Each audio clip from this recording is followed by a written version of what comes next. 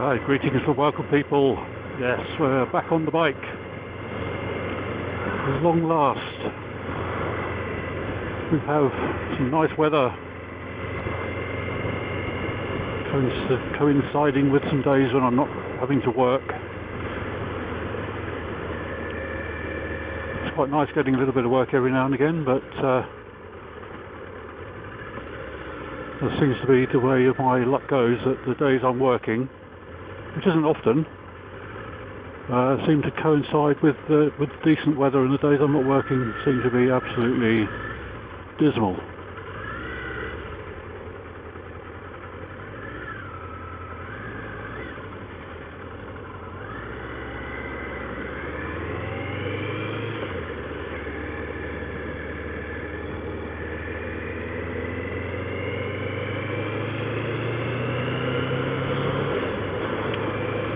But here we are.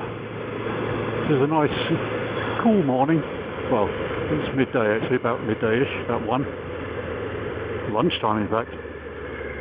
Which reminds me, I can't be out too long. I've got to go home and get my lunch.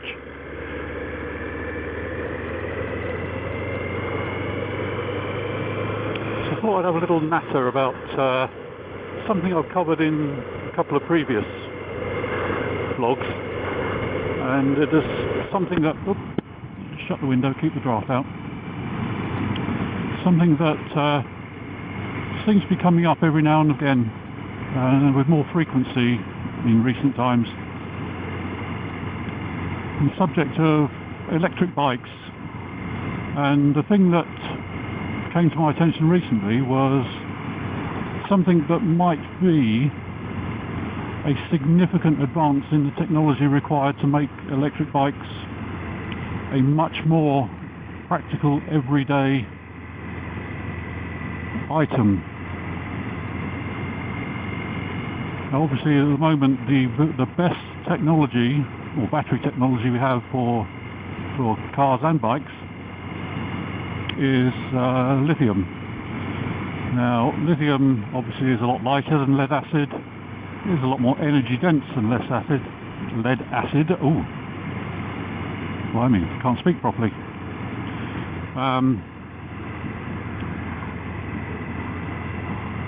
And it can provide much higher current rates than most normal lead acid batteries of a comparable size. But of course, lithium does have its drawbacks. It is a very volatile battery chemistry. We've all seen videos and heard stories of lithium-powered devices bursting into flames and lithium batteries igniting, and they're very difficult to put out once they actually ignite. But also the technology as a battery does seem to be rather fragile. I think most people who use lithium technology, certainly who use them as, shall we call them, service batteries in bikes, like I have an AGM battery in my bike. I have had it for several years, it works fine. But some people replace the normal battery on their bike with a lithium, and they seem to be quite happy with them. But there are things to bear in mind with lithium batteries.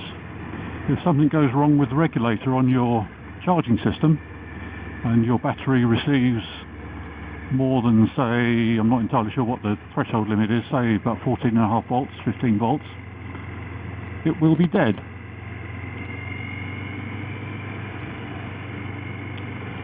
And lithium batteries are quite expensive, or relatively speaking, they are quite expensive. So that's one aspect. And the other thing is they do tend to keep their charge for a long time when they're on the shelf or on something that isn't using energy.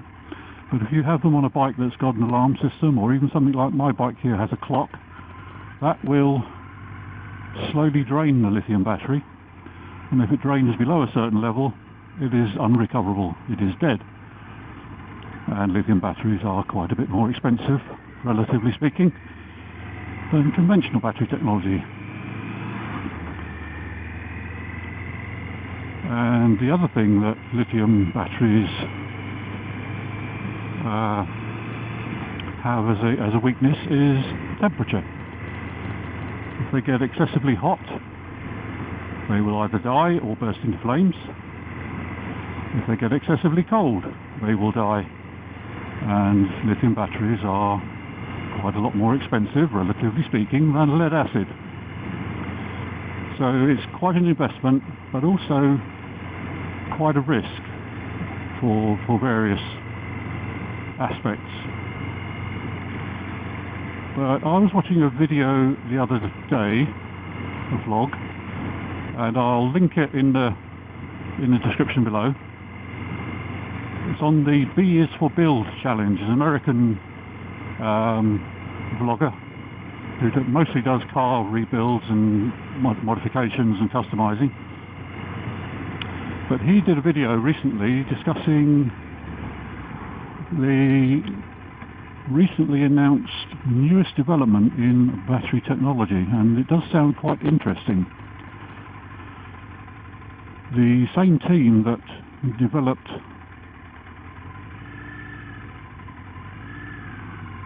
what you were waiting for, that developed the lithium battery technology, led by I think his name is Professor Goodenough, have now recently announced they have developed a new technology, and apparently it is called the glass battery. Now, it's not glass because it's contained in a glass container.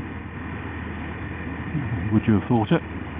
It's called glass because the electrolyte is... Ooh, that's a bit slippy there.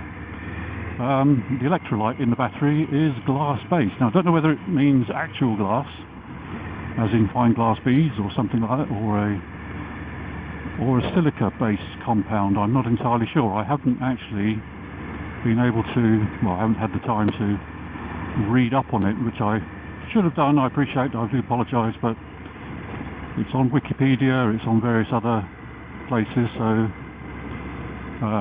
shouldn't have any problem finding that information to read it up.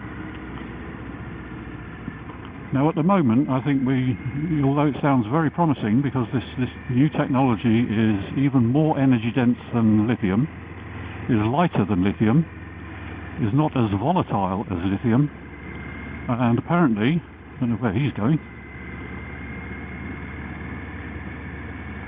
It looks like he's on his bloody phone. Yep, he's on his phone.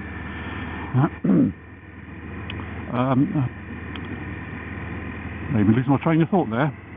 And yes, and apparently it's a lot more stable and can recharge a lot quicker, and obviously a lot more longer lasting because of its higher energy density for the same given volume. Now, I think, as I say, we need to be a bit careful at the moment because obviously these announcements have only just come out, and he is not paying attention to the bloody road, is he?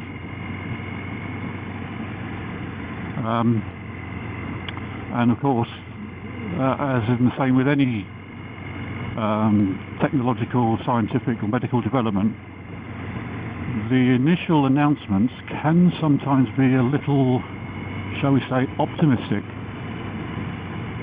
I'm not saying that's the case with this. What I'm saying is it's early days.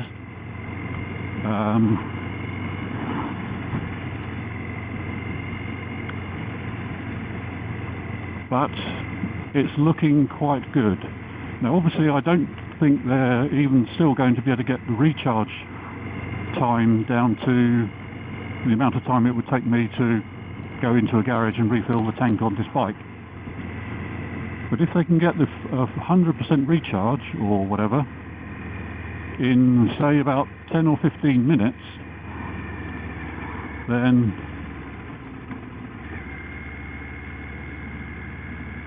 I think a lot more people will start to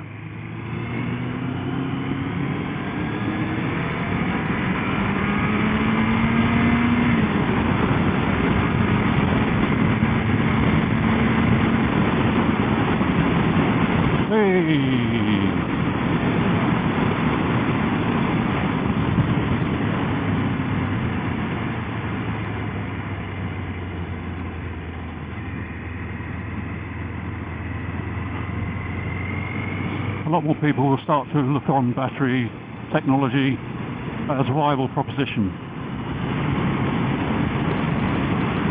Now, I'm on record in my blog as saying that, yes, I think battery power will be the way of the future. But I do not subscribe to the probably slightly green propaganda that battery-powered vehicles are zero emissions, for the simple reason that the energy in that battery has to come from somewhere.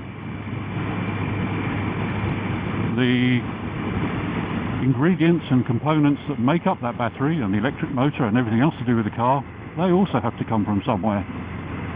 There is an environmental and an ecological cost associated with every electric vehicle.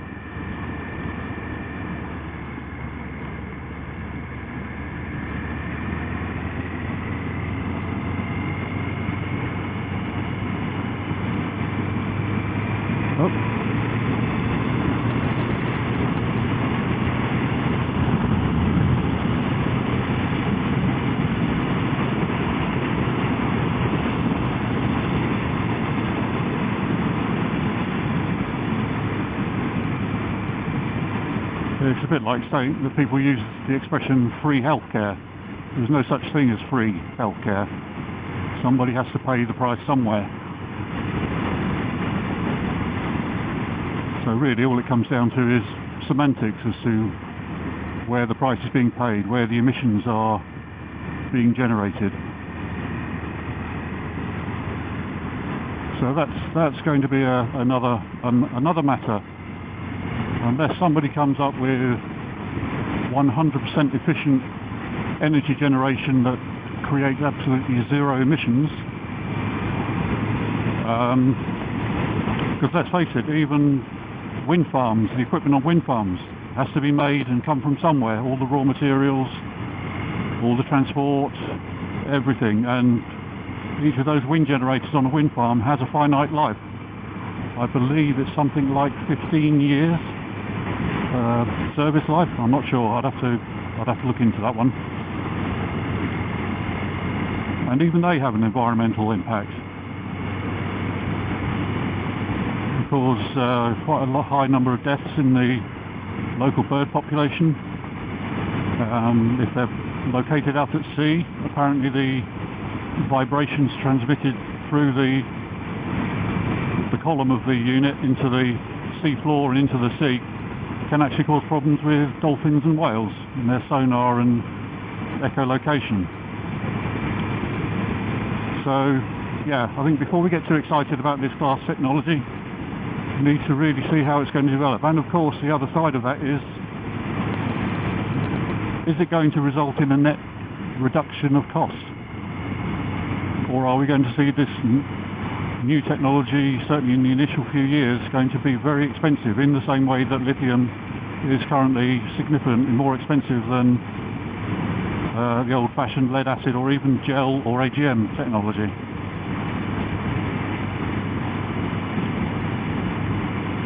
So it's interesting, promising, and another step, I think, towards the future where we all riding around on silent electric bikes and driving silent electric cars. And then of course the problem was switched to, oh, but they're too quiet, people can't hear them, people are getting run over. Well, as a kid I was taught that you look both ways before you cross the road. You cross the road with your face buried in your phone,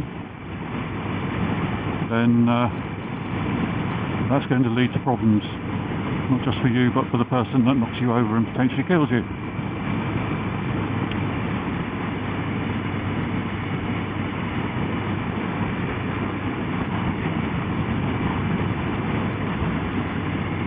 So yeah, something to definitely keep an eye on. As I say, I'll put a link to the BS Build video.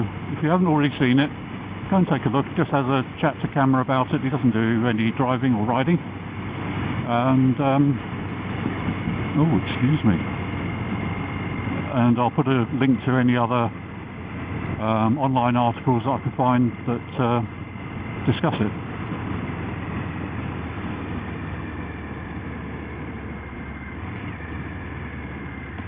But in the meantime, I'm going to stop, have a little warm up for a few minutes, then head back home, have a nice warming cup of tea.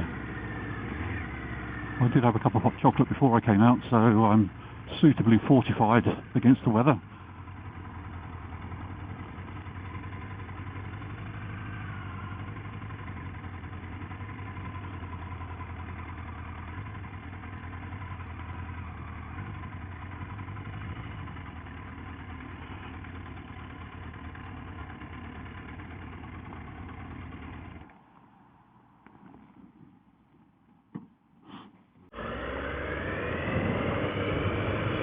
Oops.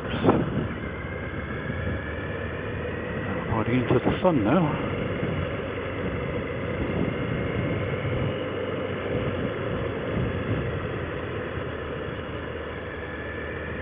The roads are a bit damp still.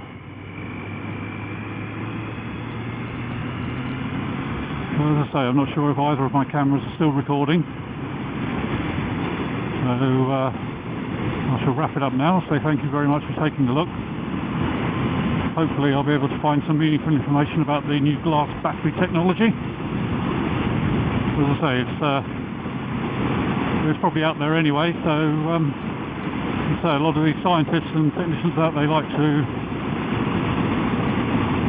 make optimistic announcements about what they've found, what they've developed.